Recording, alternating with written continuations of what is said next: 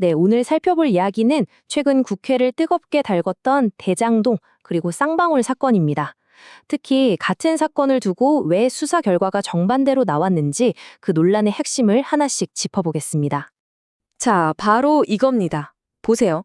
같은 사건 파일, 같은 증거를 놓고 봤을 텐데 한 팀은 증거가 부족하다고 하고 다른 한 팀은 기소하고 구속까지 시킵니다. 아니, 어떻게 이렇게까지 결론이 다를 수가 있는 걸까요? 이 미스터리를 풀기 위해서 국정조사에서 나온 이야기들을 시간 순서대로 한번 따라가 보겠습니다. 먼저 모든 일의 시작이었던 1차 수사팀의 판단부터 살펴보죠.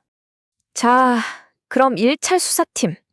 그들은 과연 이 대장동 사건을 어떻게 보고 있었을까요? 그러니까 핵심은 이겁니다. 몇 달 동안 수사를 했는데 가장 중요했던 정치자금 관련 혐의는 증거가 부족하다. 이게 1차 팀의 결론이었던 거죠. 특히 남욱 증인이 직접 썼다는 메모까지 확보해 가면서 내린 판단이었습니다. 그런데 정권이 바뀌면서 모든 게 달라지기 시작합니다. 말 그대로 수사의 판이 뒤집힌 거죠. 여기서 주목해야 할 게 바로 이 타이밍이에요.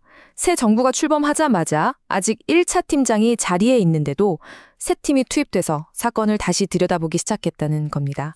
그리고 얼마 안가 기존 팀장은 다른 곳으로 발령이 나고 수사 결과는 180도 바뀌게 됐죠. 수사팀이 바뀌었다는 건 그냥 사람만 바뀐 게 아니었습니다. 수사 방식 자체가 달라졌다는 뜻이었고 곧바로 강압 수사 논란이 터져나오기 시작합니다. 국정조사에서 나온 증언들을 보면요. 진술을 얻어내기 위해, 원하는 진술을 만들어내기 위해 정말 노골적인 압박과 회유가 있었다고 합니다. 와, 배를 갈라서 장기를 다 드러낼 수도 있다. 이게 검사가 증인한테 했다는 말이라고 하니 얼마나 분위기가 험악했는지 짐작이 가시죠. 이런 말을 들으면 누구라도 심리적으로 위축될 수밖에 없었을 겁니다. 이런 무시무시한 협박만 있었던 게 아닙니다. 반대편에서는 또 믿기 어려워 당근이 제시되죠. 바로 그 유명한 검찰청 사무실 안에서 벌어졌다는 연어의 소주 파티 의혹입니다. 이게 한두 번이 아니었다는 정황이 나온 건데요. 검찰이 원하는 대로 진술을 해주면 육회덮밥에 갈비탕 이런 특별식은 물론이고 변호사도 없이 자기들끼리 만나게 해주는 등 상식적으로는 이해하기 힘든 특혜들이 제공됐다는 겁니다. 자, 이번엔 쌍방울 사건으로 한번 가볼까요?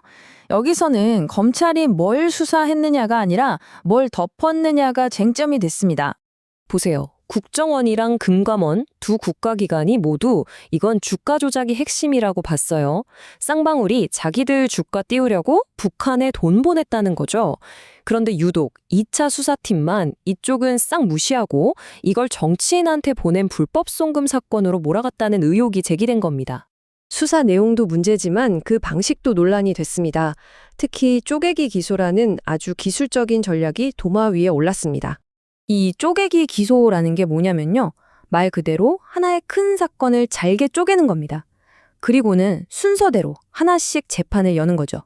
이게 왜 문제가 되냐면 일종의 재판용 빌드업을 하는 거 아니냐는 비판이 나오는 겁니다.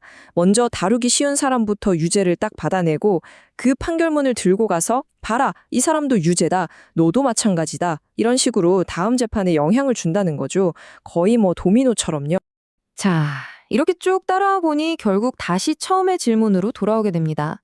도대체 진실은 뭘까? 왜 이렇게 다른 두 개의 현실이 존재하는 걸까? 국정조사에서 나온 이야기들을 종합해보면 결론은 하나로 모아지는 것 같습니다. 이 사건에서 바뀐 건 증거가 아니었다. 바로 수사하는 사람들이었다는 거죠. 결국 이 모든 논란은 우리 사회에 아주 근본적인 질문을 던지고 있습니다. 검찰이 휘두르는 칼, 그 칼끝은 과연 누구를 그리고 무엇을 향해야 하는가? 오늘 이야기는 여기까지입니다.